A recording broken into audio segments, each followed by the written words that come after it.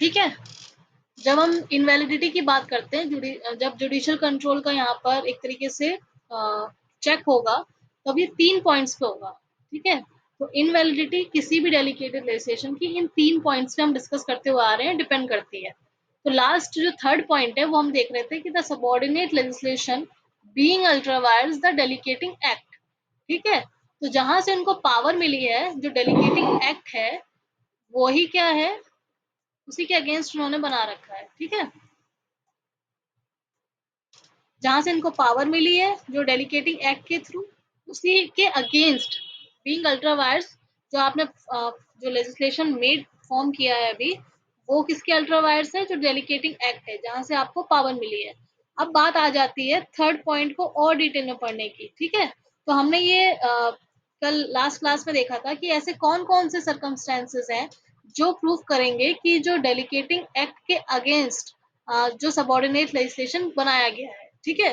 तो सबसे पहली बात थी कि जब सबऑर्डिनेट लेजिस्लेशन ने अपनी एक्सेस पावर यूज की है, जितनी उसको दी गई है उससे ज्यादा पावर यहाँ पे यूज की गई है, ठीक है। अब सेकंड बात यहाँ पे आ जाती है इन conflict with the delegating statute. यहाँ पर तो उनको पावर दी ही नहीं गई थी, बट फिर भी उन्होंने एक्सेस पावर अपने आप ही क्या किया था, ले ली थी, ठीक है। अब यहाँ पे उन्होंने कोई भी ऐसा लेजिस्लेशन बनाया, subordinate legislation by the administrative authority, जहां पर उन्होंने जो डेलीगेटिंग स्टेट्यूट था, मतलब जो आपका पेरेंट एक्ट था या फिर इनेबलिंग एक्ट था, उसके अगेंस्ट बनाया, ठीक है।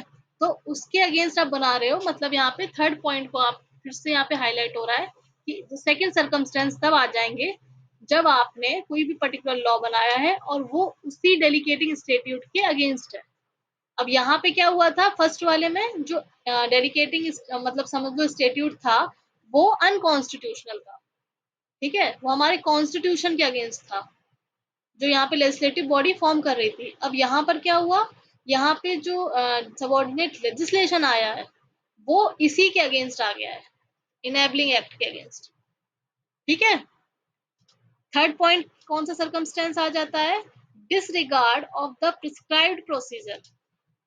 जो प्रोसीजर मेंशन किया गया है, कहाँ पे मेंशन किया गया है, आपके इनेबलिंग एक्ट के अंदर, कि आपको इस तरीके से यहाँ पे वर्क करना है। अब यहाँ प्रोसीजर की बात आ जाती है, तो हमने सबसे पहले कौन सा कंट्रोल पढ़ा था, प्रोसीजर कंट्रोल पढ़ा था, है ना। तो प्रोसीजर कंट्रोल के अंदर हम लोगों ने 3 पॉइंट्स देखे थे, 3 या 2 समझ लो आप। एक कंसल्टेशन था, और सेकंड क्या था, पब्लिसिटी एंड पब्लिकेशन, याद है, ठीक है।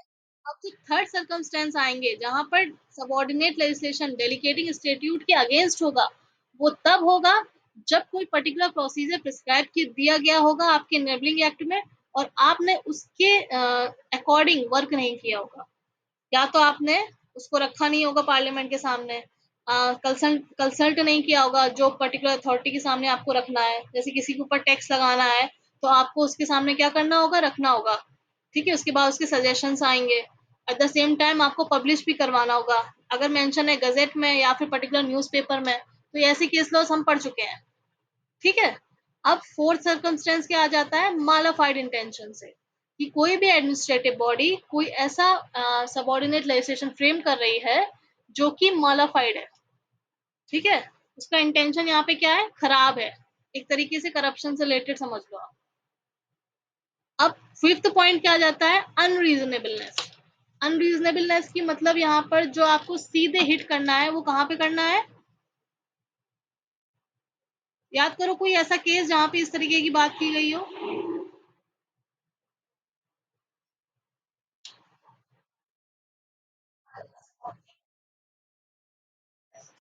हाँ,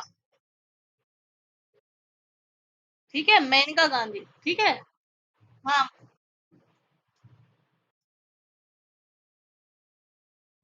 हाँ, तो आपको यहाँ पे, ठीक है, तो मूलचंद हो गया, मेनका गांधी, जहाँ पे सीधे सीधे just fair and reasonable words use हुए हैं, ठीक है।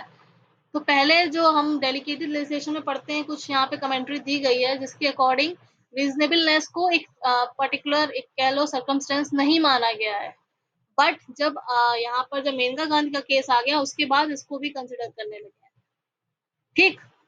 और यहाँ पे ऐसे ही मालाफाइड का भी है।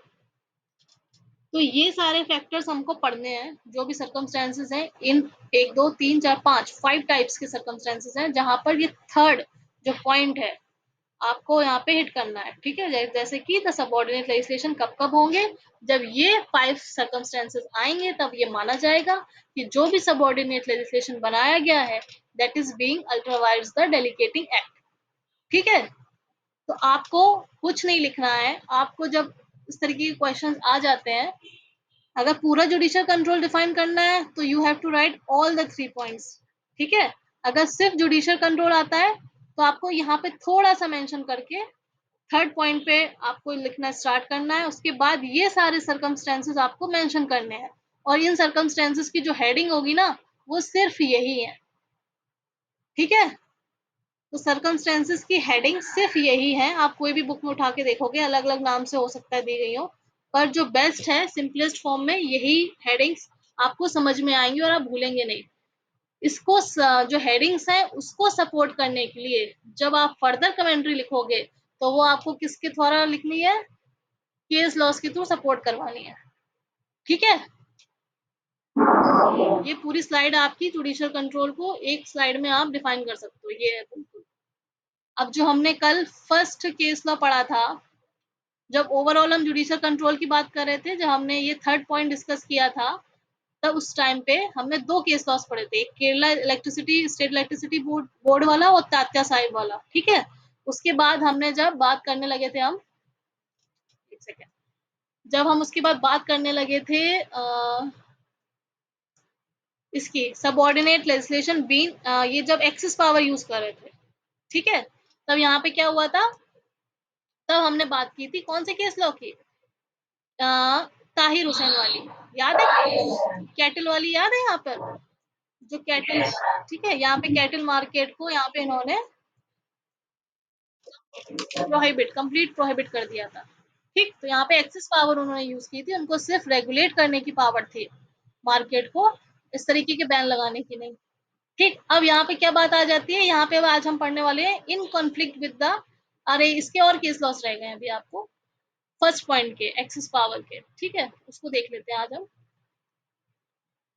तो फोर्थ केस जो आज हम देखेंगे इसी का एक्सेस पावर का, ठीक है, सर्कमस्टेंस है हमारा। अभी मैंने उपाध्याय की बुक देखी थी थोड़ी, उपाध्याय देखी है, हाँ उपाध्याय देखी है।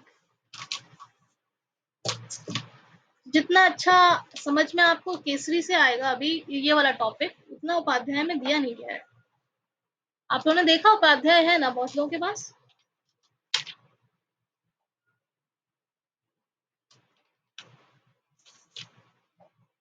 दीक्षा ये केस लॉस है मिल रहे हैं आपको उपाध्याय में,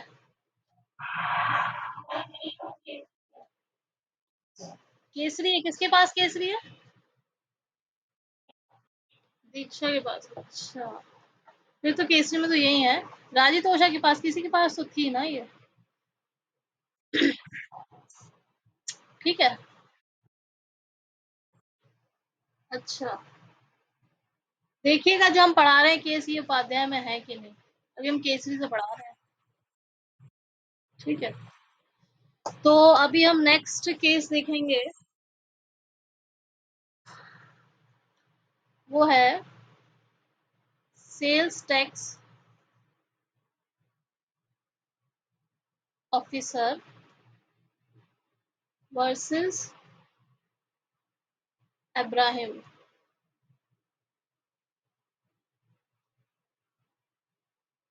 ये केस है आपका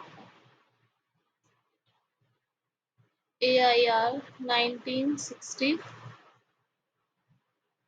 आई थिंक इलाहाबाद का है, ठीक है, इलाहाबाद हाई कोर्ट का है।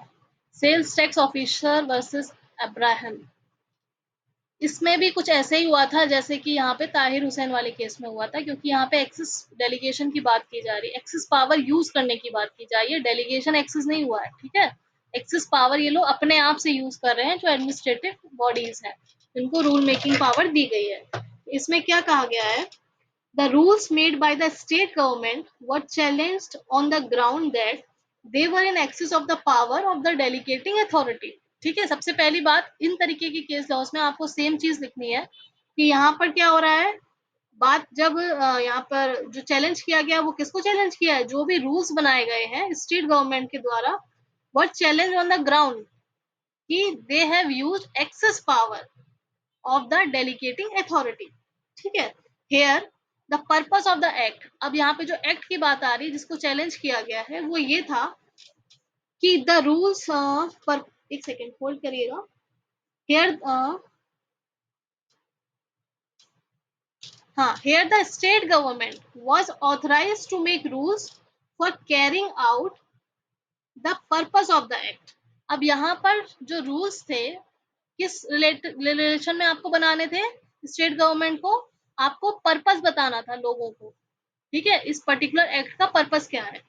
The rules were made prescribing the last date of filling declaration forms by the dealers in order to get the benefit of concession in interstate sale। तो यहाँ पे सेल टैक्स ऑफिसर से related बात हो रही है। तो यहाँ पे एक तरीके का टेंडर टाइप के होते हैं, जैसे कि आप भरते हो, फिल करते हो, उसी तरीके से यहाँ पर भी क्या था, कुछ आपको फॉर्म्स भरने थे इंटर स्टेट सेल से रिलेटेड। इंटर स्टेट सेल से क्या मतलब समझोगे आप, बताओ। हुँ, ठीक है? तो यहाँ पे इंटर स्टेट सेल से रिलेटेड जो डीलर्स थे, उनको कुछ फॉर्म्स भरने थे। उसमें क्या बताना था? पर्पस बताना था, जो पर्टिकुलर रूल्स एंड रेगुलेशन बनाने थे, वो सेल टैक्स ऑफिसर को regarding the purpose of this particular act, या फिर जो भी यहाँ पर जो फॉर्म है, उससे रिलेटेड डिटेल्स। पर इन्होंने क्या किया, द कोर्ट ने क्यों स्ट्रक डाउन किया, ये जो उनके रूल्स बनाए गए थे? The court found that the rules एक second. The court struck down the rules as it found that the act had authorized the making of rules only for prescribing what particulars were to be mentioned in the form। देखो, अब जो rules बनाने थे वो सिर्फ ये बनाने थे कि कौन कौन सी चीजें आपको पर्टिकुलर फॉर्म में मेंशन करने हैं, या फिर जो पर्टिकुलर एक्ट है उसका पर्पस क्या है। ठीक है, क्योंकि यहाँ पे इंटर स्टेट जो आपका सेल जो एग्रीमेंट था उस तरीके का था, उसमें कंसेशन वगैरह मिल रहा था। पर इन्होंने क्या किया,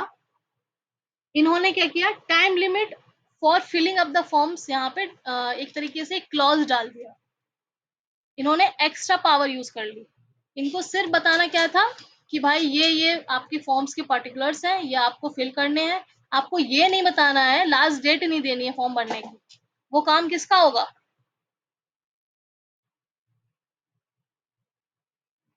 अगर आपके, हेलो, वॉइस आ रही सबको? अगर आपके डेलीगेटिंग अथॉरिटी के अंदर जो आपको पावर्स दी गई हैं उसमें ये मेंशन नहीं है कि आप इस तरीके की एक्स्ट्रा पावर यूज कर सकते हो, जहाँ पे आप डिसाइड करोगे किसी भी फॉर्म की लास्ट डेट हो गई, ठीक है, इस तरीके की जो चीजें हैं, अगर उसमें मेंशन नहीं है, बट यहाँ पे इन्होंने क्या किया था, उस चीज को यहाँ हाईलाइट कर दिया था। मतलब इन्होंने जो फॉर्म बनाया, जो डीलर्स थे उनके लिए, उसमें पर्टिकुलर्स वगैरह को इनको मेंशन करना था, सारी डिटेल्स वगैरह फॉर्म की बतानी थी, और पर्पस बताना था एक तरीके से। ये नहीं उनको पावर थी कि आप यहाँ पे फॉर्म्स की लास्ट डेट वगैरह डिसाइड कर दें। ठीक है, पर यहाँ पे क्या हुआ, इसीलिए कोर्ट ने स्ट्रक डाउन कर दिया था, for not prescribing a time limit for filling the form. अब यहाँ पे जो रूल्स बनाए गए थे उसके अंदर जो डेलीगेटिंग अथॉरिटी ने जो पावर्स इनको डेलीगेट की थी, उसमें इस तरीके का कोई भी चीज मेंशन नहीं थी कि आप किसी भी पर्टिकुलर फॉर्म की यहाँ पे टाइम लिमिट बताओगे। तो कहीं ना कहीं ये क्या कर रहे थे, रेगुलेट कर रहे थे। मे बी इनका इंटेंशन क्या हो सकता है, मालाफाइड भी हो सकता है। ठीक है, कि यहाँ पे जल्दी-जल्दी भरवा के या फिर ऐसा कुछ करके कि ज़्यादा लोग ना भर पाएँ, क्योंकि यहाँ पे इंटर स्टेट ट्रेड की बात हो रही है, सेल्स की। ठीक, तो यहाँ पे इंटेंशन इनका कुछ भी हो सकता है, बट यहाँ पे एक्सेसिव पावर यूज़ की थी इन्होंने। एक्सेस पावर यूज़ करके इन्होंने टाइम लिमिट यहाँ पे फॉर्म की एक्स्ट्रा मेंशन कर दी थी। एक तरीके से लोगों को फॉर्म फिल करने से यहाँ पे शायद रोक रहे होंगे। ठीक है? तो जो फैक्ट्स दिए गए हैं बुक में वो इतने ही दिए गए हैं कि यहाँ पे एक्सेस लिमिट, जो एक्सेस पावर यूज की है डेलीगेटिंग, वो टाइम लिमिट से रिलेटेड इन्होंने की थी, जो इनको दी नहीं गई थी। इनको सिर्फ जो फॉर्म से रिलेटेड जो डिटेल्स फिलअप करवानी थी वो सारी चीजें इनको मेंशन करवानी थी, पर इन्होंने एक एक्स्ट्रा यहाँ पे क्लॉज भी डाल दिया था। ठीक, जैसे आप कोई भी फॉर्म्स वगैरह भरते हो एग्जामिनेशन, उसमें डला रहता है ना last date of filling the exam form, ठीक है, समझ आया?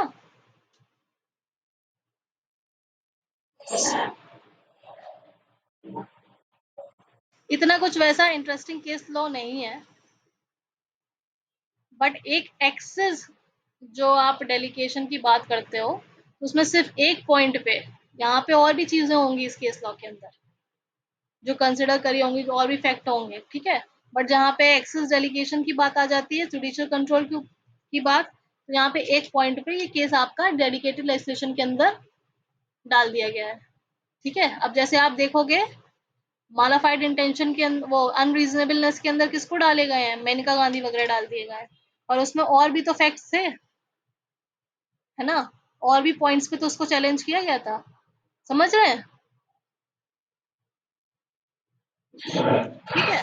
तो यहाँ पे जो हमको पॉइंट पकड़ना था और जो देखना था अपने कोर्स से रिलेटेड, वो यही था। इसलिए बहुत कुछ समझ में नहीं भी आ सकता है, जब आप पूरा एक केस स्टडी करो, सिर्फ एक ही केस पकड़ के रह जाओ, तब उसमें आपको सारी चीजें पता चलेंगी, क्या क्या और चीजें थी, ठीक। एक केस लो और देखते हैं इसका, एक्सिस डेलीगेशन का, ठीक है, ये है, ये वाला केस किसी ने पढ़ा है, Atlas cycle versus state of Haryana,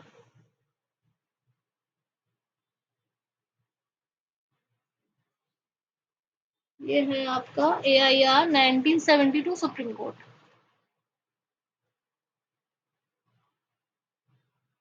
पढ़ा है किसी ने?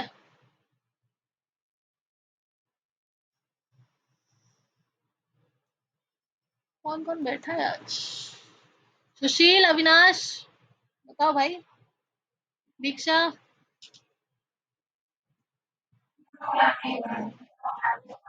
ये भी देखो इसी तरीके के केस हैं, बहुत इंटरेस्ट आपको नहीं आने वाला है, बट हमको पढ़ना तो है ही उसको, ठीक है, बट ये थोड़ा फेमस है, जैसे कि मैंने सर्च किया था, इसमें क्या हुआ था, हम पढ़ गए अभी जो आपका फैक्ट है, a local area was included in the municipal limits. The state municipal act provides that all rules, bylaws, orders, directions and power, अब यहाँ पे आप समझना, all rules, bylaws, orders, directions and power, ये कितनी चीजें दे रखी हैं, एक दो तीन चार पांच, 5 चीज दे रखी हैं, ठीक है, क्योंकि यहाँ पे जो चैलेंज किया गया है वो इसी के बेसिस पे किया गया है, जो एक्ट के अंदर मेंशन है कि भाई सारे rules, bylaws, orders, direction, power made under the act would apply to the local area, also now included in the municipality. तो कोई भी रूल्स इस तरीके के, पावर हो गए या फिर डायरेक्शंस हो गई, ऑर्डर हो गए, कोई भी अगर एक्ट के थ्रू आए हैं, जो मेंशन है, वो इस पर्टिकुलर म्यूनिसिपैलिटी जो एरियाज होते हैं, उस पर्टिकुलर एरिया में अप्लाई होंगे, और उसमें भी होंगे जो अभी इंक्लूड किए गए हैं, ठीक है, मतलब नए नए एरिया, जैसे आप कह लो आपकी पर्टिकुलर एक टेरिटरी बढ़ी, तो आपका वो एरिया भी इंक्लूड हो गया, ठीक है, जब हम छोटे बेसिस पे करते हैं, तो वहां पे म्यूनसिपैलिटी के अंदर उस लिमिट के अंदर वो पर्टिकुलर एरिया भी इंक्लूड हो गया, तो यहाँ पर भी कुछ ऐसे ही हुआ था। तो ये जो एटलस साइकिल वाले हैं, इनकी एक तरीके की फैक्ट्री वगैरह थी, मैन्युफैक्चर की, उनको क्या किया था, उस पर्टिकुलर फैक्ट्री अभी इनके पर्टिकुलर एरिया की लिमिट में नहीं आ रही थी, जहाँ पे ये पर्टिकुलर एक्ट को अप्लाई किया गया, ठीक है, बट लेटर ऑन जब इसको एक्सटेंड वगैरह कर दिया गया, तो इनकी जो इंडस्ट्री थी, जो फैक्ट्री थी, वो इस लिमिट में आ गई, उन्हीं के पर्टिकुलर म्यूनसिपल एरिया की लिमिट में आ गई, ठीक है। अब इन्होंने क्या किया, द मेन पर्पस क्या था उसको इंक्लूड करने का, या फिर जब अगर पर्टिकुलर एरिया में कोई चीज आपकी आ जाती है, आपका घर आ गया, ठीक है, तो उसमें पर्टिकुलर टैक्सेस वगैरह क्या इम्प्लीमेंटेशन होना स्टार्ट हो जाता है, तो यहाँ पे भी जो मेन मुद्दा आ रहा था, वो टैक्स देने से रिलेटेड आ रहा था, कि आपने मतलब जो एरिया को कवर अंडर लिया आपने, उसमें मेरी फैक्ट्री भी आ रही है, और उसमें क्या हो रहा है कि अब मेरे को क्या है, टैक्स यहाँ पे इम्पोज किए जाने लगे, उस पर्टिकुलर जो एरिया नया जो इनके एरिया में, म्यूनसिपल एरिया में इंक्लूड किया गया, ठीक है, जैसे आपका घर अभी नहीं है, उस पर्टिकुलर एरिया के अंदर नहीं आता, पर अगर वो आने लगे तो आपको अब क्या करना पड़ेगा, वहाँ पे टैक्स देना पड़ेगा उन लोगों को, ठीक है? इनकी इंडस्ट्री के साथ भी कुछ ऐसे ही हुआ था कि इनका जो पर्टिकुलर इंडस्ट्री वाला एरिया था वो उस म्युनिसिपल लिमिट्स के अंदर आ गया था। तो यहाँ पे टैक्स देने की जब बात हुई तो इन्होंने क्या कहा, अब बात आ जाती है पब्लिकेशन वगैरह से रिलेटेड, ठीक है? इन्होंने कहा the notification was extended to newly included area also. अब जो नोटिफिकेशन, अब एक बात याद रखिएगा, एक्ट में क्या-क्या दिया गया था? कोई भी rules, bylaws, order, direction, powers, in 5 चीजों की हवाला दिया गया है, ठीक है? नोटिफिकेशन नाम की कोई चीज नहीं दी गई है कि अगर नोटिफिकेशन के थ्रू आप इस तरह की चीजों को अप्लाई करवाते हो तो वो भी वैलिड होंगे, इस तरीके का नहीं दिया गया। 5 चीजों के बारे में यहाँ पे मेंशन किया गया और इन्होंने एटलस साइकिल वालों ने इसी बेसिस पे इसको चैलेंज कर दिया कि नोटिफिकेशन जो टर्म है वो इस पर्टिकुलर एक्ट के अंदर मेंशन नहीं है और इसके थ्रू जो भी आप नया डिसीजन लोगे वो वैलिड नहीं माना जाएगा। समझ रहे हैं?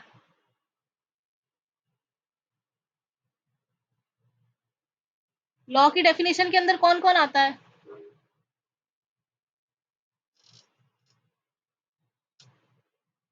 बताओ भाई।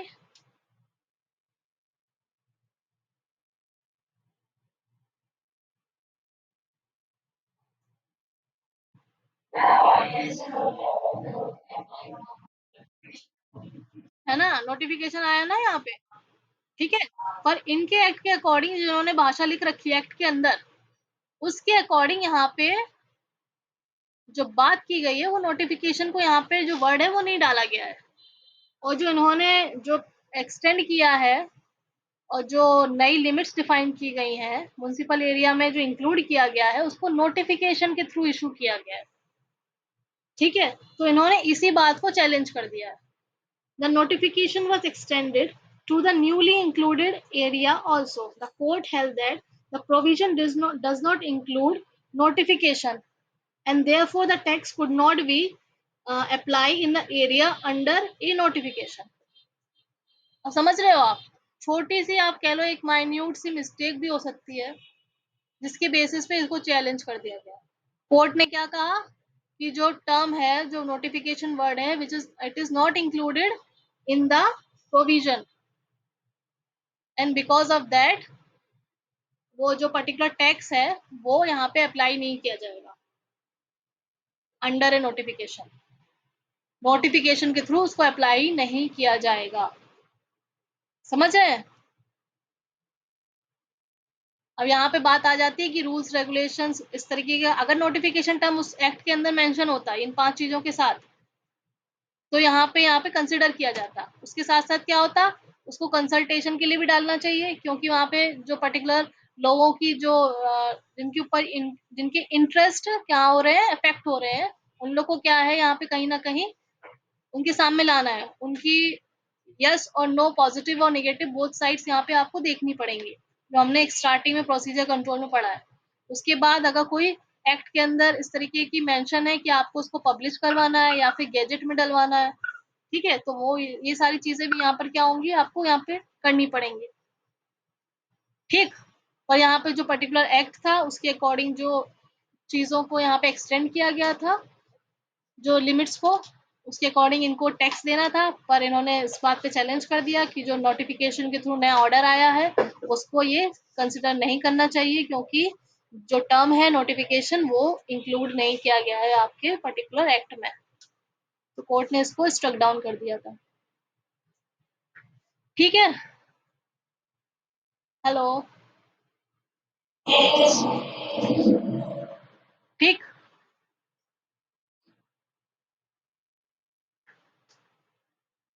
आप लोग ये वाले केस फिर से एक बार बुक से ज़रूर देख लेना, ठीक? क्योंकि समझना यहाँ पे हो सकता है मुश्किल हो, क्योंकि यहाँ पूरा फैक्ट तो आपको समझ में आ नहीं रहा है। तो कुछ सिर्फ़ वो चीज़ें बताई जा रही हैं, जो उस पर्टिकुलर टॉपिक से रिलेटेड है, ठीक है? और लोग को समझ आ रहा है थोड़ा बहुत? कौन-कौन है? राजितोषा, कंचन, अविनाश बताइए, ठीक है? एक बार बुक से और आप लोग पढ़ लीजिएगा।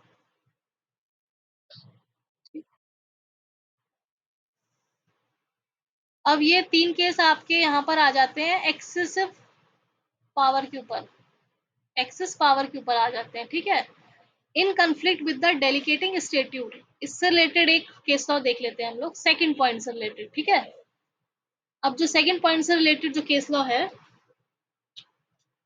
इन conflict with the delegating statute मतलब जो भी सबऑर्डिनेट लेजिस्लेशन बनाया गया है वो किसके अल्ट्रावायर्स है, किसके कॉन्फ्लिक्ट में है, स्टेट्यूट के। कौन सी स्टेट्यूट? हाँ, इनेबलिंग एक्ट के, ठीक है। तो यहाँ पे बात आ जाती है सेकंड ये सर्कमस्टेंस की। इसका केस है राम प्रसाद वर्सेस स्टेट,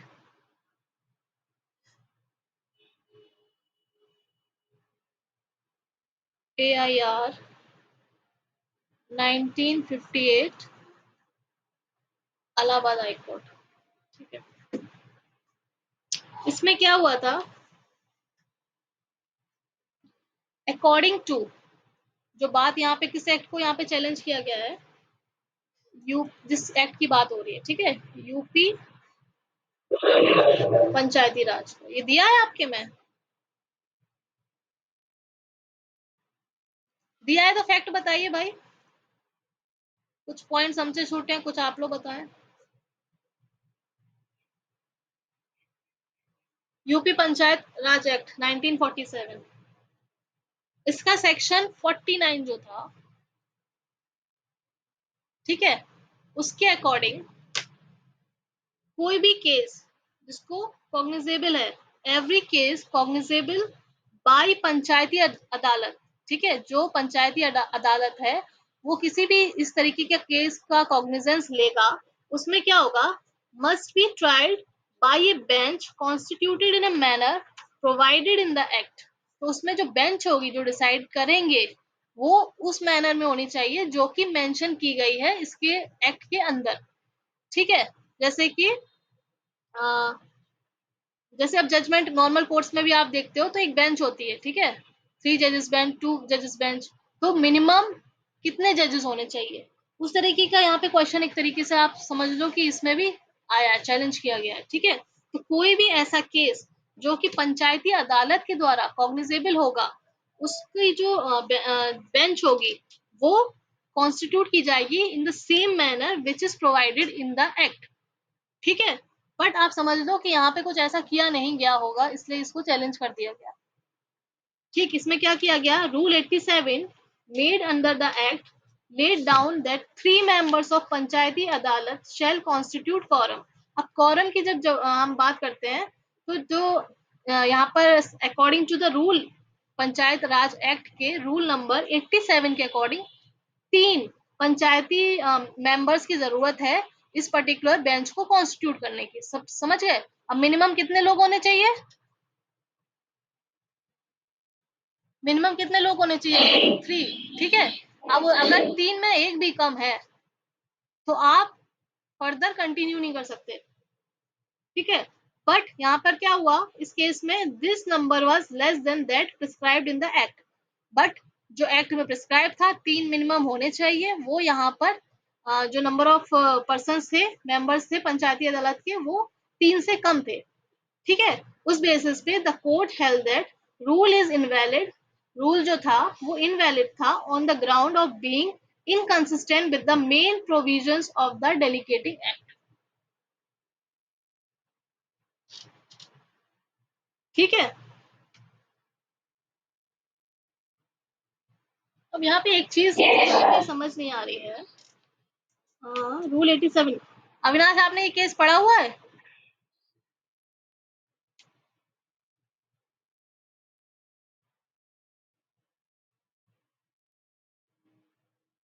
यहाँ पे शायद कुछ मिस्टेक है।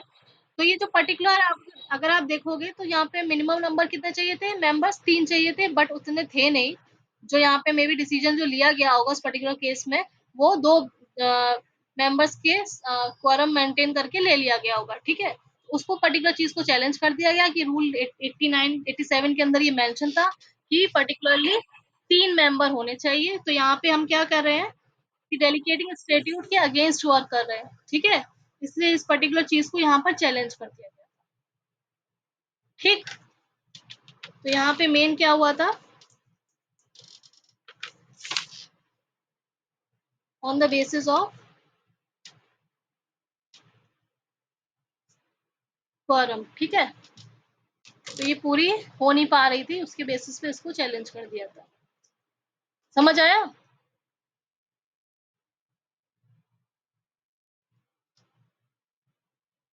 तो यहाँ पे प्रोसीजर की बेसिस पे, sorry, in conflict with the delegating statute के बेसिस पे, स्टेट्यूट में जितना दिया गया है उससे कम चीज अगर आप कर रहे हो, या फिर इन कॉन्फ्लिक्ट विद, कुछ भी ऐसा काम कर रहे हो जो पर्टिकुलर स्टेट्यूट के कॉन्फ्लिक्ट में है, उसके अकॉर्डिंग नहीं कर रहे हैं आप, तो वो अल्ट्रा वायरस हो जाएगा।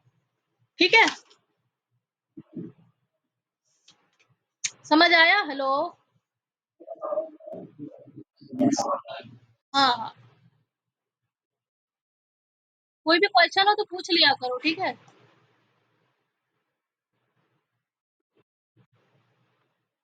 क्या? हेलो।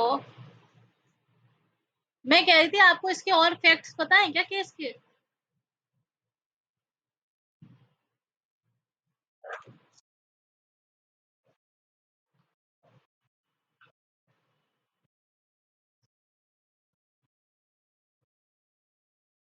हाँ हाँ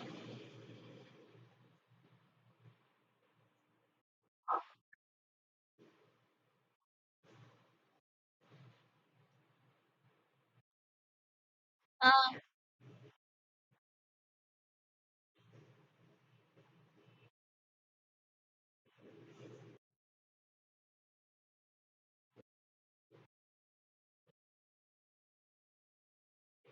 मतलब आप जब क्वारम क्वारम की बात करते हो, मिनिमम की यहाँ बात हो रही है ना? कम से कम,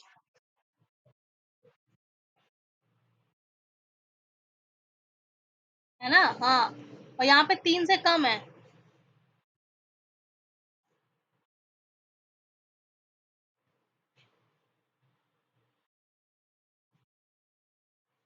अब जो इसमें केस की बात हो रही है, तो इसका मतलब कहीं न कहीं इसको फर्दर कंटिन्यू किया गया होगा 2 के साथ ही, क्योंकि यहाँ पे नंबर क्या है? लेस है ना? और बात की गई है यहाँ पे आपको पर्टिकुलरली कितने लोग चाहिए? 3 लोग चाहिए। इसलिए मैं कह रही थी इसका फैक्ट अगर किसी के पास अगर और हो, क्योंकि यहाँ पे सीधे-सीधे ये नहीं दिया गया है कि किसने रूल बना दिया, ठीक है? और हाँ,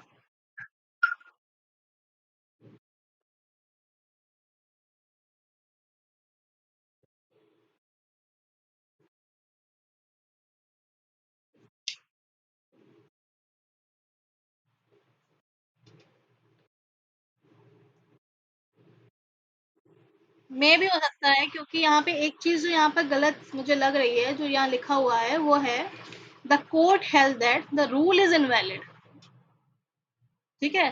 कोर्ट ने क्या हेल्ड किया? रूल को इनवैलिड करार किया।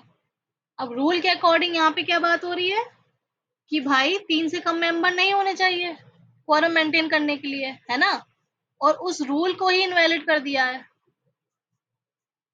इसलिए मैं कह रही हूँ।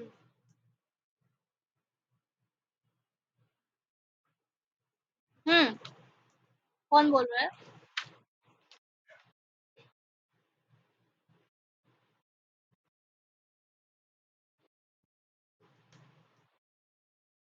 क्योंकि एग्ज़ैक्टली हम लोग को सी देखो, पढ़ने के लिए तो हम इतना भी लिख सकते हैं, लिखने की बात है, ठीक है ना?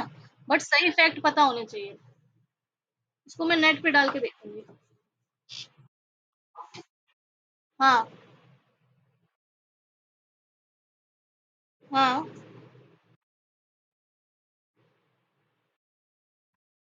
हाँ।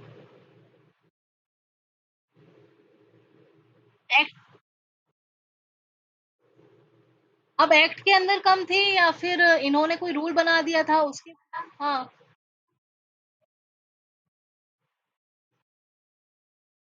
हाँ,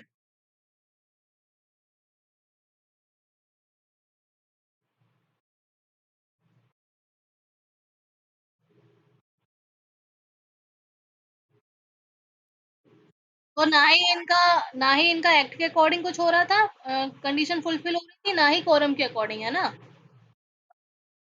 हाँ, ये होगा। ठीक है?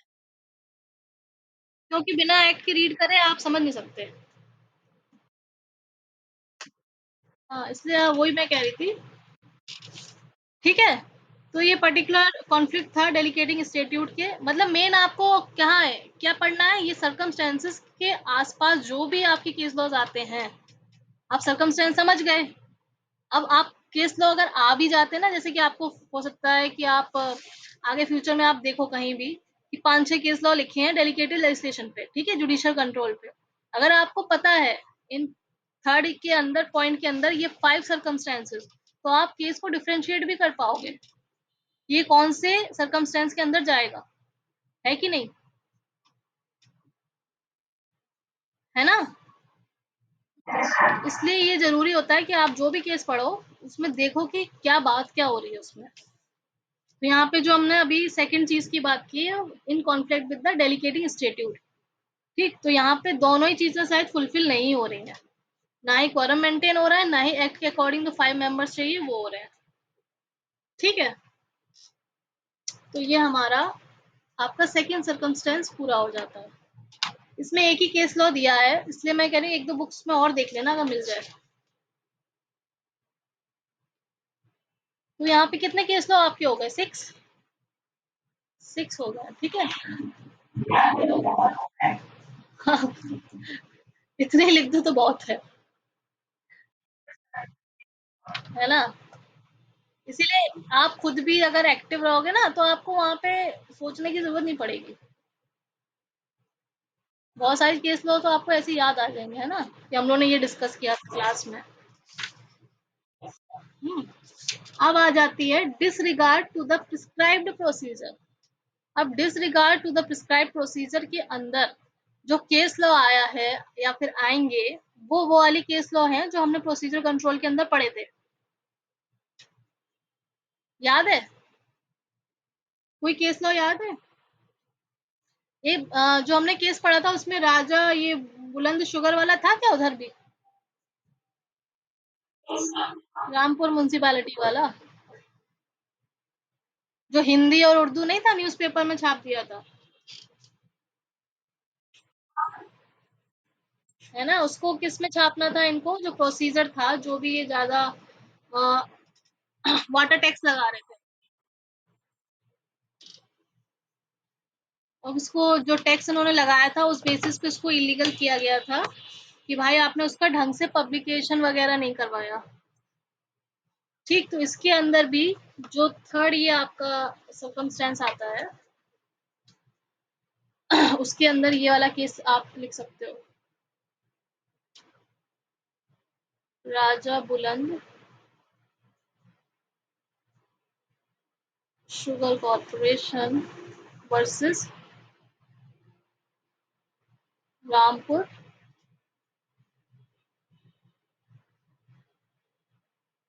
म्युनिसिपैलिटी, ठीक है? एंड इसका केस लॉ एआईआर 1965। ये वाला केस लॉ इसी के अंदर आएगा। इसमें वही सारी कंटेंशंस हैं जो हमने उधर पढ़े थे शायद। The appellant company owned two sugar factories and number of buildings in respect of which the respondent municipal board of Rampur levied a water tax. The company contended that the levy was illegal as the board had not framed the proposals and rules in accordance with the mandatory procedural provisions laid down in Municipality UP Municipalities Act 1960। तो इस contention को लगाया गया था यहाँ पे कि भाई जो भी यूपी म्यूनिसिपैलिटीज एक्ट के अकॉर्डिंग जो प्रोविजंस थे, जो मैंडेटरी प्रोविजंस थे, वो सारी चीज़ों को फुलफिल नहीं किया गया कंपनी के द्वारा, ठीक है?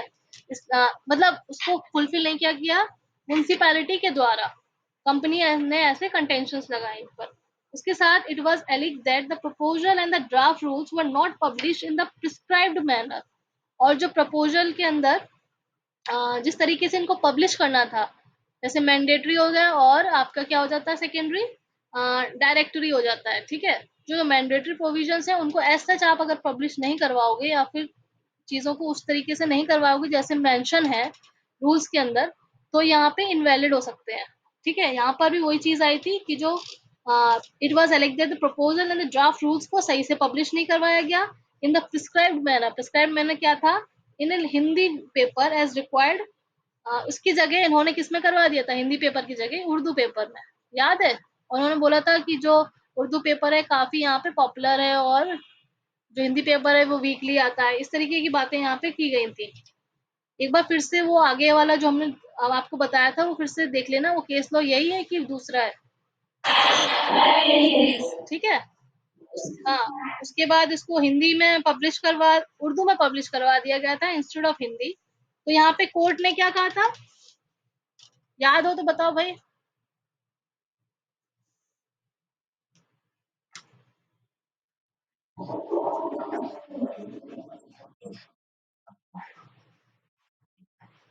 हाँ, कि जो हिंदी पेपर का पब्लिकेशन है, वो ऐसी बात नहीं है कि मतलब उसके संग आपने जो भी यहाँ पे फॉर्मूला अप्लाई, जो भी चीज़ें की, वो कम की। ठीक है? माना कि मैंडेटरी था, बट जिसमें आपने छपाया वो ज़्यादा बेटर है, इंस्टेड ऑफ उर्दू पेपर। क्योंकि वहाँ पे उर्दू पेपर शायद वीकली वगैरह आता था, ये डेली बेसिस पे आता था। ठीक है? इसलिए यहाँ पे कोर्ट ने इसको क्या कर दिया था? रिजेक्ट कर दिया था इस कंटेंशन को। ठीक? पर अगर आगे अब हमको यहाँ पे एक आध जो वो है केस लॉ और सर्च करने हैं, क्योंकि जहाँ पर हमको दिख जाए कि कोर्ट ने इसके बेसिस पे इनवैलिड कर दिया हो, क्योंकि यहाँ पे इन्होंने ये जो शुगर बुलंद कॉरपोरेशन है, कंपनी है, इसका जो कंटेंशन था उसको क्या कर दिया था, मतलब इनवैलिड कर दिया था। ठीक है? उसका कंटेंशन इनवैलिड मतलब किसके फेवर में चला गया था? म्युनिसिपैलिटी के। ठीक है? बट यहाँ पे हमको क्या देखना है? एक आध केस तो ऐसे देखने हैं जहाँ पर on the basis of procedure, mandatory procedure इसको चैलेंज करके इनवैलिड कर दिया गया। ठीक? पर यहाँ पे आप यहाँ पे ऑलरेडी मेंशन है ये केस तो आप यहाँ पे मेंशन कर सकते हो।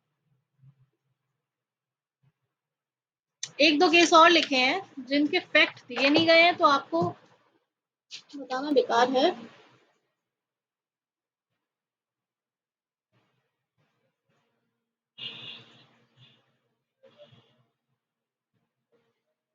एक Banwari Lal versus state of Bihar दिया गया जिसमें कंसल्टेशन करना जरूरी था for the interest of public welfare वगैरह, बट ऐसा किया नहीं गया तो on the basis of that उसको क्या कर दिया? अल्टरवाइज कर दिया था। बनवारी लाल पढ़ चुके हैं क्या हम पहले?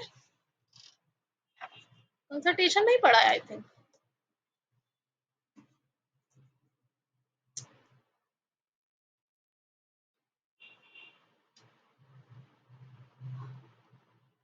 हेलो, वॉइस आ रही है मेरी?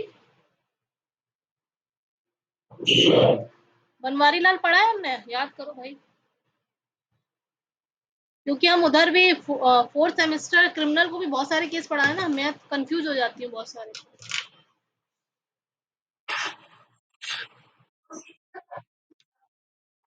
पढ़ा है ना हमने? प्रोसीजर कंट्रोल में कंसल्टेशन के ऊपर यहाँ पर भी दिया गया है सेम चीज, कि कंसल्ट करना जरूरी था in the interest of public welfare, but ऐसा करा नहीं गया इसलिए उसको इनवैलिड करार कर दिया गया था। तो ये दोनों केस आप इसमें लिख सकते हो। ठीक है?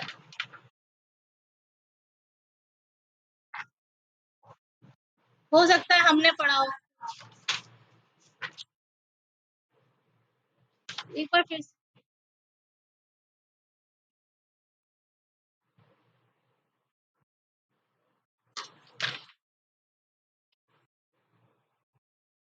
ठीक है, देख लेना एक बार। तो ये आपके कितने पॉइंट्स कंप्लीट हो जाते हैं यहाँ पे? 1 2 3। ठीक है? अब आपके जो नेक्स्ट दो पॉइंट्स रह जाते हैं दैट इज मॉडिफाइड इंटेंशन और अनरीजनेबलनेस। ठीक? ये दो पॉइंट हम कल की क्लास में खत्म करेंगे विद केस लॉ। और आपका अभी जुडिशियल रिव्यू जुडिशियल कंट्रोल में क्या डिफरेंस होता है ये बताओ?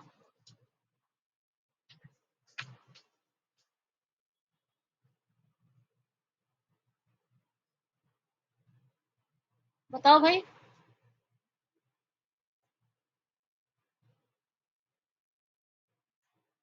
अलग अलग होते हैं क्या ये? हैं? यस और नो? अलग अलग कैसे हैं बताओ?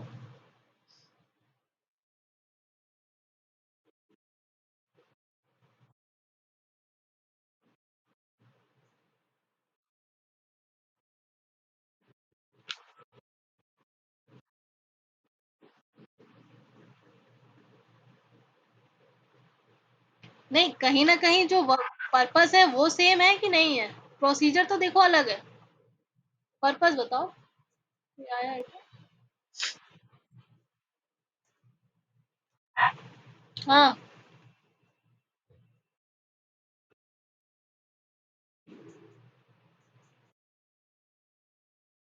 हम्म। हम्म।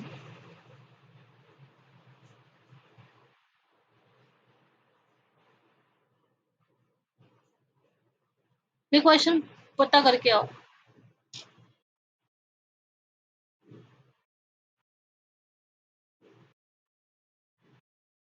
हम्म। अगर आपको लगता है जब कंट्रोल नहीं होगा तो रिव्यू कहाँ से हो जाएगा?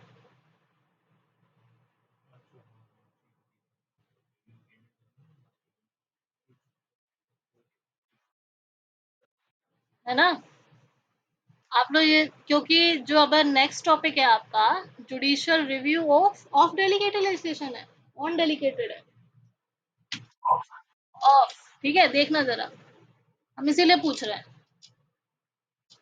क्योंकि 1 से 2 क्लास हमारे उसमें लगेंगे, और आपका ये एक क्लास लेगा अभी जुडिशियल कंट्रोल। ठीक है, फिर आपका सेकेंड यूनिट कंप्लीट हो जाएगा। ओके। तो ये जरा सब लोग कल की क्लास में जरा रिसर्च करके आना अपनी अपनी। ठीक है। दीक्षा, कंचन एंड ऑल, राजितोषा, सब लोग, सुशील, सब लोग थोड़ा थोड़ा देख के आइएगा। ठीक है। चलो आपके अटेंडेंस ले लेते हैं।